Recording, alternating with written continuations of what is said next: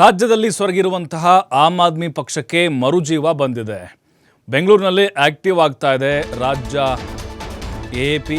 ಆಮ್ ಆದ್ಮಿ ಪಕ್ಷ ಈಗ ರಾಜ್ಯದಲ್ಲಿ ಸೊರಗಿ ಸುಣ್ಣ ಆಗಿತ್ತು. ಯಾಕೆಂದರೆ ಬರೀ ಹೋರಾಟ ಪ್ರತಿಭಟನೆಗಳನ್ನ ಮಾಡ್ತಿದ್ರು, ಸ್ವಲ್ಪ ಯಾಕೋ ಸೈಲೆಂಟ್ ಆದಂಗೆ ಕಾಣಿಸ್ತಿತ್ತು ನಮಗೆ.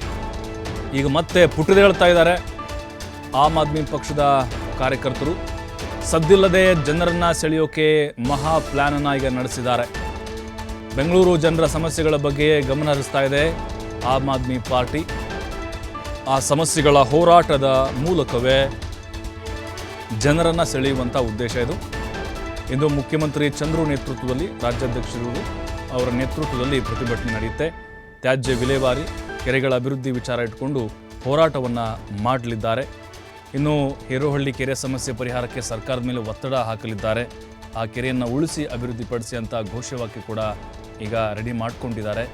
ನೋಡಿ, ಆಮ್ ಆದ್ಮಿ ಪಾರ್ಟಿ ಅಂದರೆ ನಮ್ಗೆ ನೆನಪಾಗೋದು ಡೆಲ್ಲಿ ನೆನಪಾಗುತ್ತೆ, ಅರವಿಂದ್ ಕೇಜ್ರಿವಾಲ್.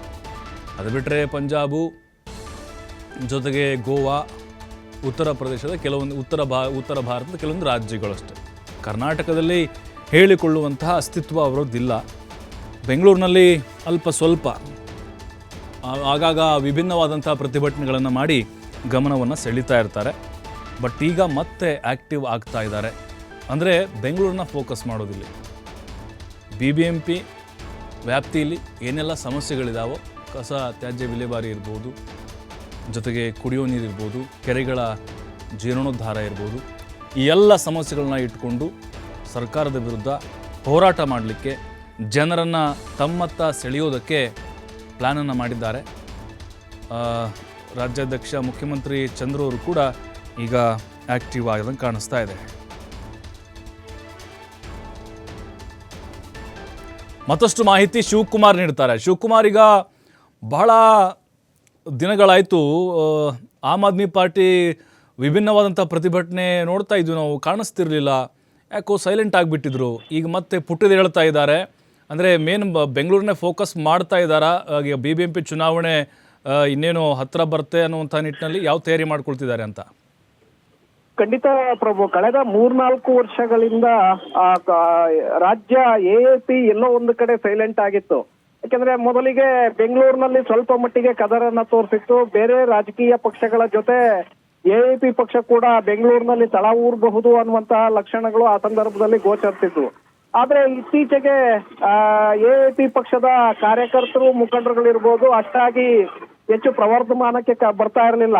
ಪಕ್ಷ ಕೂಡ ಒಂದ್ ಕಡೆ ಸೊರಗೋಗ್ತಾ ಇದೆ ಕರ್ನಾಟಕದಲ್ಲಿ ಅನ್ನುವಂತಹ ಸ್ಥಿತಿ ನಿರ್ಮಾಣವಾಗಿತ್ತು. ಆದ್ರೆ ಕಳೆದ ಕೆಲವು ದಿನಗಳಿಂದಲೂ ಕೂಡ ಮತ್ತೆ AAP ರಾಜ್ಯದಲ್ಲಿ ಆಕ್ಟಿವ್ ಆಗ್ತಾ ಇದೆ. ಈಗ ಪ್ರಸಕ್ತ ಜಿಲ್ಲಾ ಪಂಚಾಯತ್, ತಾಲೂಕ್ ಪಂಚಾಯತ್ ಚುನಾವಣೆಗಳ ನಂತರ BBMP ಚುನಾವಣೆ ಎದುರಾಗ್ತಾ ಇದೆ.